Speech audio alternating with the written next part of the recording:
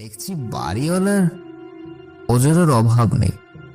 শুকনো হাসি হেসে বললুম, না, আমার আর কোনো ভাবনা নেই, কারণ আজকেই আমি অন্য বাড়ির খোঁজে বেরিয়ে পড়ব। আসলে বাড়িটা কি সত্যিই ভুতুরে ছিল, নাকি দাঙ্গার নামে মানুষের যে হিংস্রতার বীজ বুনে গিয়েছিল তারই অভিশাপ? ইট পাথরের বাড়ি হয়তো নতুন চুনকামে পরিষ্কার করা যায়, কিন্তু মানুষের মনের ভিতরে যে হিংস্র পশুটা বাস করে, তার কাঁধমাখা পদচিহ্ন কি এত সহজে মুছে ফেলা যায়?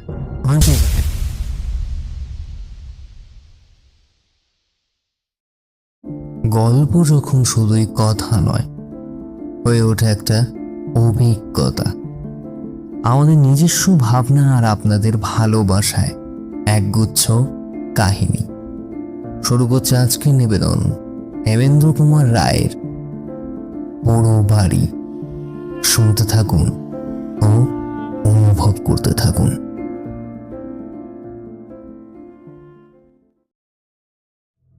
বাড়িওয়ালা বললেন, হ্যাঁ মশাই, রাঙ্গার পর থেকে এই বাড়ি খানা খালি পড়ে আছে।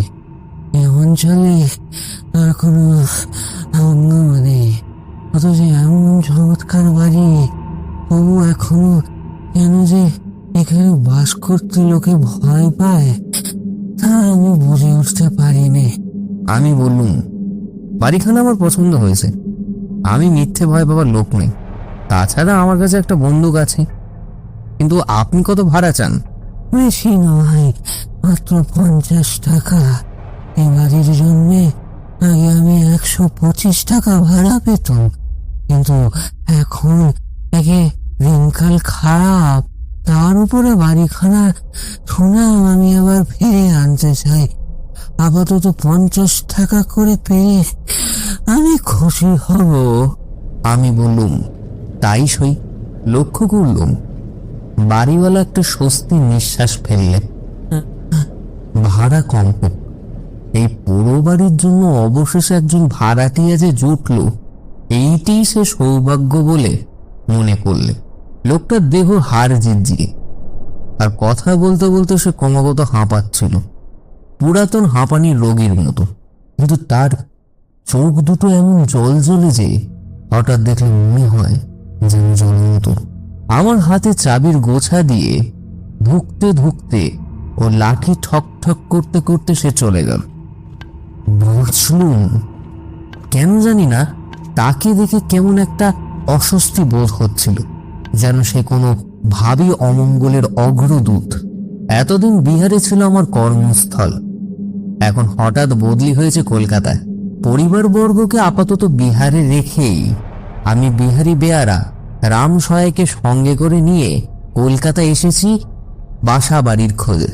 ভাড়া পেল মনের মতো বাসা, ফ্লোরের উপর দিব্যি, দোতলা বাড়ি, নিচে 4খানা ও 2খানা উপরে ঘর, তার উপরে আছে রান্নাঘর ও ভাড়ার ঘর। সংসারের মানুষ বলতে আমি, আমার স্ত্রী ও 2টি ছোট ছেলে মেয়ে। সুতরাং এই বাড়িতেই আমাদের বেশ কুলিয়ে যাবে। গেলবারে সাম্প্রদায়িক দাঙ্গা হাঙ্গামা এখানে নাকি চরমে উঠেছিল। এই বাড়িতে যারা বাস করত তাদের কেউ কেউ মারা পড়েছে, কেউ কেউ আবার পালিয়ে যায়, আজ পর্যন্ত আর ফিরে আসেনি কখনো। সেই থেকে বাড়িখানা পোড়ো হয়ে আছে। বাড়িখানা শহরের উপকণ্ঠে, এর আশেপাশে ছিল কয়েকটা বস্তি। দাঙ্গার সময় মারামারি, লুটতরাজ ও অগ্নিকাণ্ডের ফলে সেগুলোর অস্তিত্ব প্রায় লোপ পেতে বসেছে। আজও সেখানে কোনো বসতি নেই, দেখা যায় কেবল জনশূন্য ধ্বংসাবশেষ। তাই প্রায় 8 পোয়া পথ পার না হলে এখানে কোনো প্রতিবেশীর মুখ দেখবার উপায় নেই। কিন্তু সেজন্য বিশেষ মাথা ঘামালুম না, কারণ আমি নিজেই ঘরকুনো মানুষ। আমার পক্ষে প্রতিবেশীরা অনেক সময় বিরক্তিদায়ক। ভৃত্য রাম সহায়কে অনেক বিহারীর মতো বেশ ভালো বাংলা বলতে পারত। আমি তাকে রাম বলে ডাকি। বললুম, রাম, আজকের মতো তুমি বাড়ির দোতলাটা সাফ করে দাও, বুঝলে? আজই সন্ধ্যার আগে রাত কাটাবার জন্য জিনিসপত্রগুলো নিয়ে আমরা এই বাড়িতে এসে উঠবো, বুঝলে? শুরু করে দাও, কাজ শুরু করে দাও, চলো। রাম বললে, যা আজ্ঞে হুজুর। ভাবতে লাগলুম, বাড়িখানা আমি ভাড়া নিতে রাজি হব শুনে বাড়িওয়ালার উজ্জ্বল চোখ দুটো অমন আরো বেশি জলজল করে উঠল কেন? তা কি আনন্দে, না তার অন্য কোনো রহস্যময় কারণ আছে? এই প্রশ্নের উত্তর পেলুম সেই রাত্রে। বলেছি, বাড়ির দোতলায় মাত্র দুখানা ঘর, একখানা পশ্চিম দিকে আর একখানা দক্ষিণ দিকে। ঘর দুখানা বেশ বড় সড়ো। বাড়িতে এসে যখন উঠলুম তখন সন্ধ্যা হয়। স্থির করলুম নিদ্রা দেবীর আরাধনার পক্ষে দক্ষিণের ঘরই প্রশস্ত। নির্জন পল্লী, নিরালা সন্ধ্যা, নিঃশব্দ বাড়ি, নিজেদের পদধ্বনি চারিদিককে প্রতিধ্বনিত করে তুলল। ঠিক যেন আরো কেউ কেউ পদচালনা করেছে আমাদের সঙ্গে।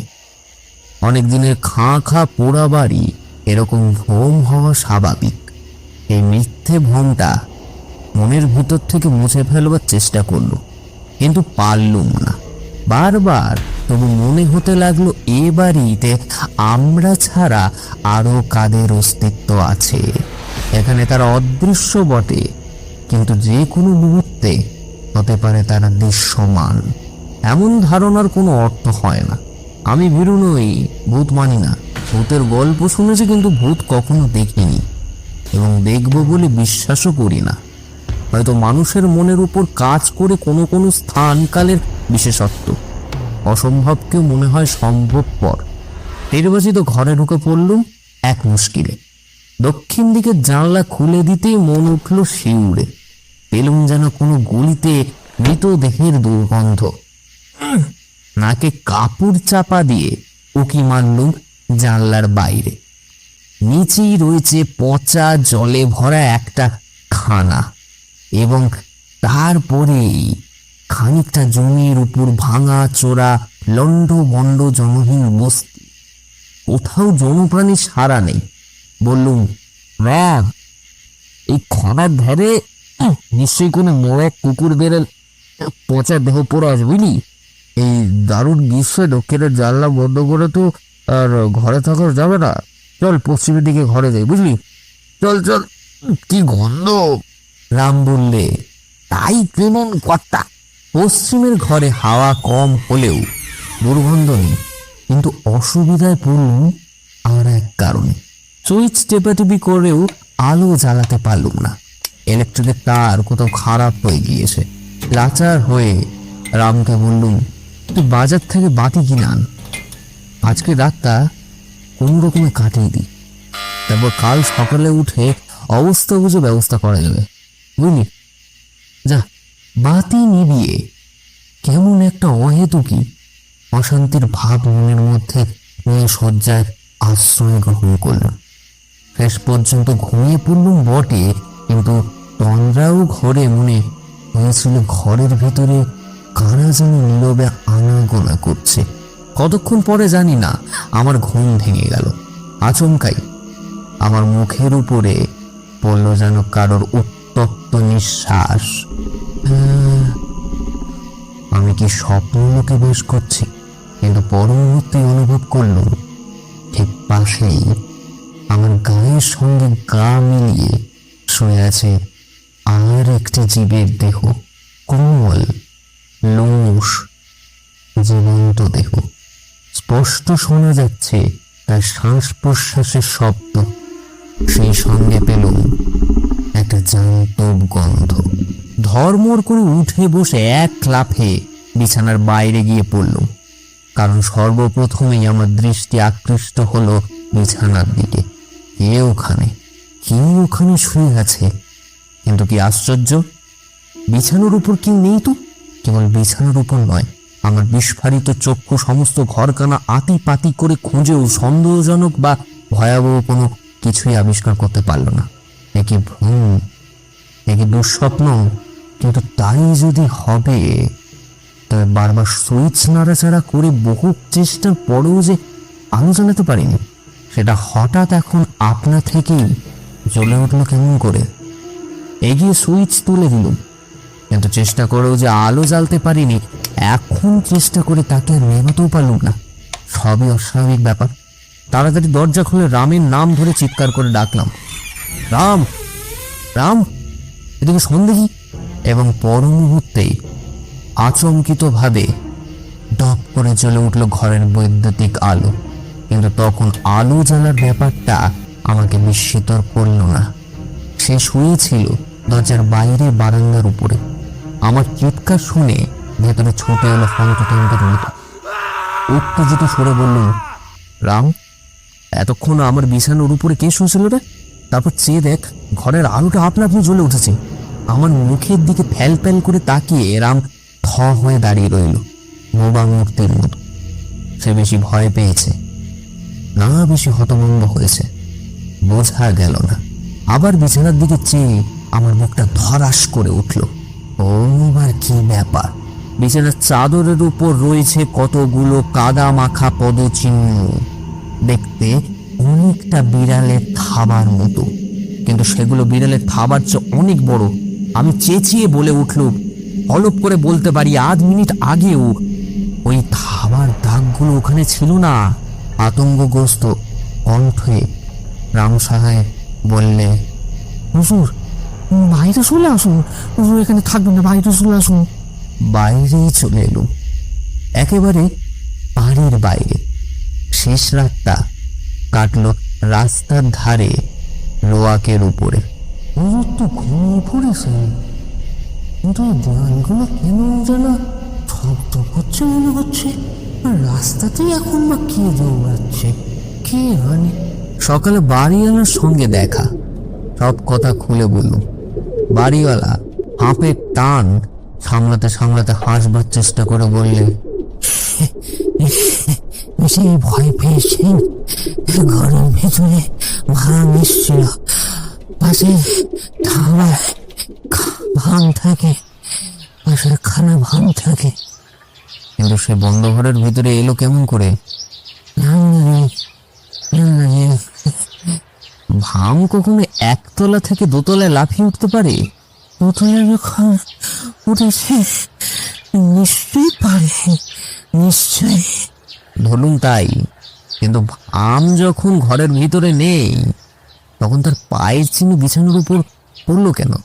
আপনি লিখেছেন পায়ের চিহ্ন আগে থেকে বিছানায় থাকতে পারি, আগে থেকে।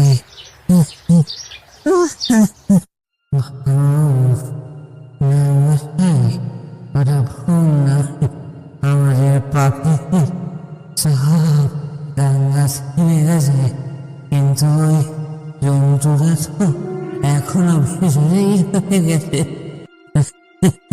আর ইলেকট্রিক লাইটের ব্যাপারটা?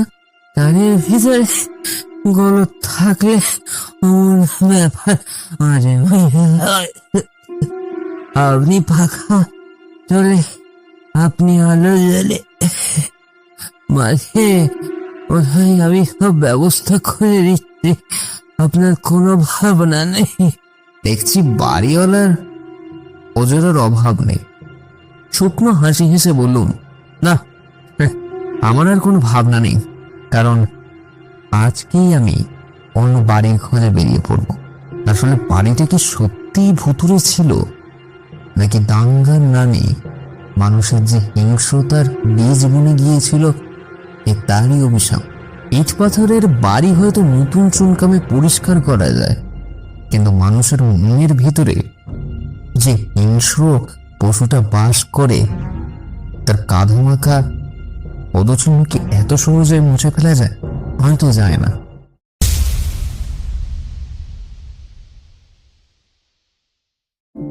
আজকের মতো তাহলে এইখানেই শেষ করছি।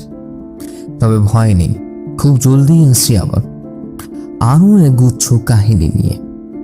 ততক্ষণ চ্যানেলের বাকি গল্পগুলো শুনতে থাকুন আর নিজেদের স্নায়ু পরীক্ষা করে নিন। আর হ্যাঁ, যারা এখনো সাবস্ক্রাইব করেননি চটপট করে ফেলুন, কারণ এখানে সাবস্ক্রাইব করলে বোকা হবার ভয় নেই, বরং লাভটা আপনাদেরই। এত রোমাঞ্চর কোথায় পাবেন? নিজে শুনুন আর প্রিয়জনদেরও শোনান। দেখা হচ্ছে পরের গল্পে, ততক্ষণ সাবধানে থাকুন। কে জানে আপনার আশেপাশে হয়তো কেউ আছে।